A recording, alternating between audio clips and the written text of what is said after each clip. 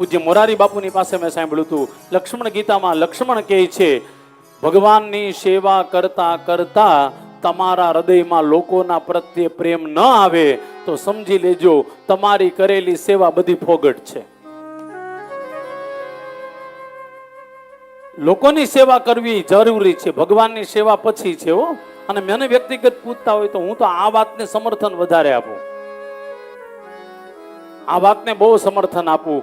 ગમે તેટલી સેવા કરો ભગવાનની, એ પછી છે, પણ પેલા સમાજની સેવા કરો. અને જે વ્યક્તિ સમાજમાં જઈ અને સમાજનું સારું કામ કરે છે, ભગવાન એનું વિશેષ કરીને ધ્યાન રાખે છે. ભગવાન પોતે કહે છે, મને કોણ ગમે છે?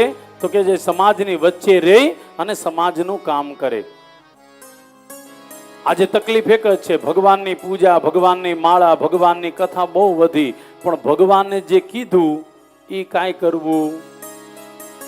ભગવાને શું કીધું છે તમને ને મને? તો કે ગીતા વાંચો. ગીતામાં 2 અધ્યાય ખાસ વાંચો, ગીતામાં 12મો અધ્યાય 15મો અધ્યાય ખાસ વાંચો.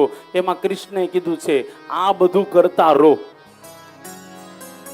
આટલી શાંતિની કથા સાંભળો છો, યાદ રાખજો, મેં ગઈકાલે પણ કીધું તો આજે પણ કહું, ગીતા એટલે કેવલ ને કેવલ નથી ખાલી નાની અમથી પુસ્તક હો. આજે યાદ આવે એટલા માટે પાંડુરંગ દાદાને ઓળખો ને બધા, પાંડુરંગ દાદાને. પૂજ્ય પાંડુરંગ દાદા એમ કહેતા, ગીતાની સાચી સેવા કઈ ભાઈ?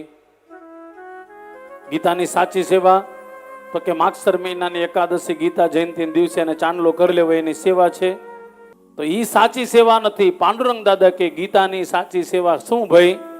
તો કે રોજ સવારમાં ઉઠી અને ગીતાના 1-2 શ્લોકો વાંચીએ.